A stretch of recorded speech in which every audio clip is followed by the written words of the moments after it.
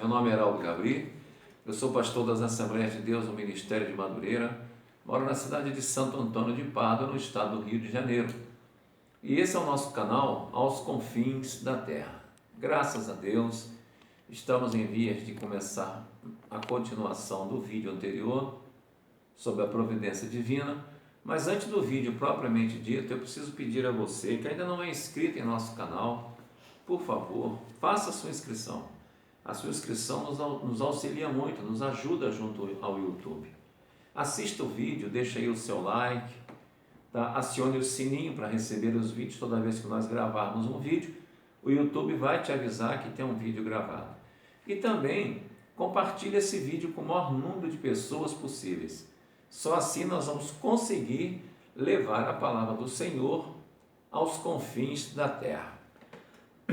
Queridos, nós começamos a falar no vídeo anterior acerca da provisão, da providência divina. E nós tomamos por base o capítulo 45 do livro do Gênesis e pegamos os versículos em que faz menção da situação de José, mediante a sua entrega, a entrega dele para os mercadores de escravos, tá? Ele foi levado ao Egito, foi vendido a Potifar, e nós tomamos por base essa palavra. E hoje nós queremos concluir esse vídeo para ver até onde vai a providência divina na vida do ser humano. Amém? Então veja bem, providência divina e o sofrimento humano. Veja quanto sofreu José nesse período todo. Olha quanto sofrimento. A revelação da Bíblia nos mostra que a providência de Deus não é uma doutrina abstrata, tá? Ela não é uma doutrina abstrata, mas mostra que essa providência divina, ela diz respeito à vida diária no mundo mau e decaído. Toda pessoa experimenta o sofrimento em certas ocasiões da vida, e daí surge a inevitável pergunta: por que o sofrimento? Por que eu sofro? Por que você sofre? Por que nós sofremos? Sempre tem uma época que se sofre. Essa experiência, ela aviltra, ou seja, ela lembra o problema do mal e o lugar nos assuntos de Deus. Deus permite que os seres humanos, nós os seres humanos, experimentemos as consequências do pecado que penetrou no mundo. O Senhor não quer que a gente peque, tá? Ele nos ama, Ele odeia o pecado, mas infelizmente, mesmo que nós sejamos homens e mulheres de Deus, nós experimentamos os requisitos, né? Os efeitos colaterais daquele pecado do Éden, de Adão e Eva. José, por exemplo, ele sofreu muito por causa da inveja e da crueldade dos seus irmãos. Vejamos o seguinte: o Senhor Deus, quando criou o mundo, Ele não colocou inveja no mundo, Ele não colocou despeito, não colocou soberba, não colocou nada disso. Ele fez tudo perfeito, mas o pecado nos trouxe essas sequelas, nos trouxe esses malefícios, e nós vivemos num mundo infestado pelo pecado, pela maldade, um mundo decaído. Veja bem, ele foi vendido como escravo pelos seus irmãos e continuou como escravo de Potifar no Egito. Está lá no capítulo 37, no verso de número 39. Ele vivia no Egito uma vida temente a Deus, mesmo no cativeiro, servindo a Potifar como escravo. Ele não deixou de ser um homem de Deus, tá? Quando foi injustamente acusado de imoralidade sexual, foi lançado no cárcere, verso 39, e mantido ali por mais de 2 anos, queridos. A esposa de Potifar, a companheira de Potifar, tentando fazer com que ele fosse para a cama com ela, E ele, por ser um homem temente a Deus, respeitando o seu Senhor, ele recusou. E ela forjou, tá? Forjou ali uma situação que fez com que José ficasse no cárcere por 2 anos. Imagine, ainda assim José continuava sendo um homem de Deus. Olha só, é interessante o que eu vou falar, mas é a pura realidade. Deus permite o sofrimento em decorrência das más ações do próximo. Embora ele possa soberanamente controlar tais ações de tal maneira que seja cumprida a sua vontade. É Deus, queridos. Nós não temos como explicar Deus. Nós não temos como explicar Deus. Deus é inexplicável. Mas uma coisa é certa, a justiça de Deus, ela é verdadeira, tá? Segundo o testemunho de José, Deus estava agindo através dos delitos dos seus irmãos para a preservação da vida. Olha que interessante. Agora há pouco eu abri o Zap e vi a minha filha mostrando uma cena de uma novela e achando que era uma das partes mais bonitas da Bíblia que ela encontra, é quando José é saído do cativeiro e levado à presença de Faraó, e ali José revela os sonhos a Faraó. A gente vê aí o mover de Deus na vida de José, mesmo usando os malefícios da venda de José para o Egito, usando os malefícios da esposa de Potifar para levar José para a prisão por 2 anos injustamente, ainda assim o Senhor trabalha na vida de José. Não somente sofremos as consequências dos pecados dos outros, como também nós sofremos as consequências dos nossos próprios pecados. Mas pastor, o senhor é pastor da Assembleia de Deus de Madureira e não peca? Primeiro, se eu disser que não peco, eu já estou pecando por mentir. A Bíblia diz que todos pecaram e destituídos estão da glória de Deus. Mas a Bíblia também nos diz que o Senhor Jesus Cristo morreu, ressuscitou ao 3º dia para nos dar o direito de arrependimento e de voltar a ser servos e servas do Senhor. Por exemplo, o pacto de imoralidade, o pecado, da imoralidade e do adultério frequentemente resulta no fracasso do casamento. E quem paga o pato? Os filhos, os parentes. Adultério entre 2 pessoas. Um deles adulterou, ou o esposo ou a esposa. Esse pecado, além de pesar na pessoa que pecou, ele atrapalha as outras pessoas também que vivem debaixo desse lar. Por isso é muito importante nós estarmos sempre prontos a responder para quem quer que seja o motivo pelo qual nós somos chamados de servos e servas do Deus Altíssimo. É interessante que o pecado da cobiça, por exemplo, ou até mesmo o homicídio de uma das partes envolvidas, ou de ambas, o pecado da cobiça, por exemplo, ele pode levar ao furto ou desfalque, e daí à prisão e cumprimento de pena. O sofrimento também ocorre no mundo porque Satanás, o Deus deste mundo, tem permissão para executar a sua obra de cegar as mentes dos incrédulos e de controlar as suas vidas. No caso aqui de uma pessoa rouba alguma coisa, ela é presa. Essa pessoa que roubou, ela é presa e, vamos supor, condenada aí a 10 anos de cadeia, de privacidade, de privação de liberdade. Essa pessoa, se ela não for casada, ela tem um pai e uma mãe. Se ela não tiver um pai e uma mãe vivo, ela tem um parente, alguma coisa. Sofre ele e sofre as pessoas. Tudo consequência do pecado. Mas voltando à questão de José, nós temos que dizer o seguinte, que Deus permite o sofrimento, mas não significa que Deus origina o qual. Dizer que Deus permite o sofrimento não significa que Deus origina o mal que ocorre neste mundo, nem que Ele pessoalmente determina todos os infortúnios da vida, não. Nós, às vezes, Pagamos por coisa que não fizemos. É claro, veja o caso de José. Mas Deus permitiu que no caso de José o mal viesse sobre a vida dele, justamente para preservar a família de José.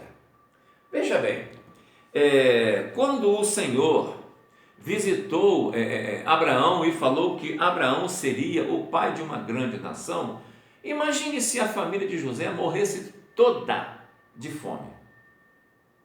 Como o povo ia crescer, chegar no Egito cerca de 70 pessoas, e depois de alguns anos, 400 se não me falha a memória, sair de lá 2 milhões de pessoas, sementes da fé de Abraão, filhos de Abraão. Então o Senhor tem os seus propósitos. O Senhor às vezes permite, o dirige e impera soberanamente sobre o mal, a fim de cumprir a sua vontade, levar a efeito o seu propósito redentor e fazer com que todas as coisas contribuam para o bem daqueles que lhes são fiéis. Lá em Mateus 2,13 fala sobre isso, tá? E agora talvez a gente pergunte, mas e o sofrimento do crente? O que tem a ver o relacionamento do servo de Deus com a providência divina? Queridos, nós sabemos que tudo coopera, tudo, indistintamente, tudo coopera para o bem daqueles que amam a Deus, vírgula, mas que não andam displicentemente, segundo a carne, segundo as suas próprias vontades, as suas próprias concupiscências, mas se anda segundo a palavra, tudo tende a cooperar para o bem dessa pessoa. Veja bem, o crente, para usufruir os cuidados providenciais de Deus em sua vida, ele tem responsabilidades a cumprir, conforme a própria Bíblia revela. Primeiro, ele deve obedecer a Deus e a sua vontade revelada. No caso de José, por exemplo, fica claro que por ele honrar a Deus, mediante sua vida de obediência, Deus o honrou ao estar com ele. Está em Gênesis 39, versos 2, 3, 21 e 23. Semelhantemente, para o próprio José, desfrutar do cuidado divino protetor ante as intenções assassinas do rei Herodes. Vou repetir. Semelhantemente, para o próprio Jesus, desfrutar do cuidado de Deus na proteção ante as intenções assassinas do rei Herodes. Lembra que quando Jesus nasceu, os magos, do Oriente foram visitá-lo e, chegando em Jerusalém, perguntaram aonde estaria o rei dos reis. E essa notícia chegou a Herodes, e Herodes, com medo de perder o trono, determinou que matasse todos os menores de 2 anos. Veja bem, o que aconteceu? Seus pais, não tiveram de obedecer a Deus,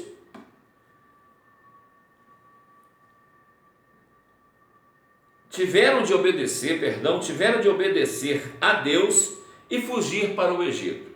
Está lá em Mateus 2,13. Veja bem, aqueles que temem a Deus e reconhecem em todos os seus caminhos, têm a promessa de Deus, endireitará as suas veredas. Provérbios 3, 5 e 7. Outra coisa, na sua providência, Deus dirige os assuntos da igreja e de cada um de nós como seus servos. Nós estamos aos cuidados do Senhor. O crente deve estar em constante harmonia com a vontade de Deus para a sua vida, servindo e ajudando outras pessoas em nome desse Deus. Atos 18, 9 e 10. Devemos amar a Deus, número 3, devemos amar a Deus e submeter-nos. Devemos nos submeter a esse Deus, pela fé em Cristo Jesus, se quisermos que Ele opere para o nosso bem em todas as coisas. Se quisermos que se quisermos que a providência de Deus venha sobre a nossa vida, nós precisamos estar estritamente em obediência, em consonância, em harmonia com a palavra desse Deus. Veja bem, para nós termos sobre nós o cuidado de Deus, quando em aflição, nós devemos clamar a esse Deus em oração e fé perseverante. Pela oração e pela confiança em Deus, nós experimentamos a paz do Senhor. Recebemos a força que vem de Deus. Tudo isso está em Filipenses 4, 6, 7, Efésios 3, 16, Filipenses 4, 13. Nós experimentamos a misericórdia, a graça e ajuda em tempos de necessidade. Está lá em Hebreus capítulo 4, verso 16. Tal oração de fé pode ser em nosso próprio favor ou em favor de um próximo. Tá? O nosso próximo também merece as providências de Deus. E nós estamos experimentando momentos difíceis, onde o sofrimento está vindo sobre o ser humano nessa terra. Ninguém está isento de sofrer, seja servo de Deus, seja não servo de Deus, seja da religião que for, do credo que for, seja a fé dele aonde estiver, ele não está isento de passar por agruras e por momentos difíceis. Mas quando nós assumimos em nossa vida uma postura que assumiu José, que ainda era uma pessoa nova, por questões bobas de ciúme, de inveja, foi feito o que foi feito com ele, vendido injustamente, tiraram José da proteção patriarcal, colocaram José num povo diferente que não tinha os costumes de servir ao Deus que José servia. Mas José, ao invés de simplesmente, como diz a linguagem popular, chutar o pau da barraca, chutar o balde, se revoltar, por que Deus permitiu isso comigo? O que José fez? Manteve-se firme. E melhor ainda, depois José descobriu e falou para os seus irmãos, capítulo 45, verso 5. Ele falou o seguinte, vou ler o 45, eu vou ler só o verso 5. Não fiquem tristes, quando ele se declarou aos irmãos, não fiquem tristes, nem vos pese aos vossos olhos. Olha só, porque haverdes me vendido para cá? Porque eu imagino o impacto que os seus irmãos, sofreram, sentiram, quando viram ali o ser humano que eles haviam feito o que tinham feito. E José estava tão tomado pelo Senhor nessa hora, que ele proferiu essas palavras: não vos entristeçais, não vos pese aos vossos olhos, por me haverdes vendido para cá. Aí vem a explicação por que José passou por tudo aquilo. Ele completa depois dos 2 pontos. Porque para a conservação da vida, da própria vida dele, do pai, da mãe, dos irmãos, da sua família, Deus me enviou adiante da vossa face. É difícil entender? É. É difícil compreender? É. É difícil aceitar? É. É difícil engolir? Também. Mas nós não temos alternativa. Ou nós fazemos a vontade de Deus, vivemos pela palavra de Deus e aguardamos o arrebatamento da igreja, ou nós damos de ombro para todo esse sistema que está aí, jogamos tudo para o ar e vamos viver no mundo. E aí, queridos, vai se cumprir em nossas vidas o que a palavra diz. Ao homem está reservado, ordenado, viver apenas uma vez, seguindo-se o juízo. Não tenha dúvida, vivemos momentos derradeiros na face da terra. e vivemos a dispensação da graça, favor imerecido. Nós não temos merecimento nenhum de receber esse favor de Deus, mas o Espírito Santo está nessa terra e nos convence do pecado, da justiça e do juízo. Eu creio nessa palavra. E você? Pode crer?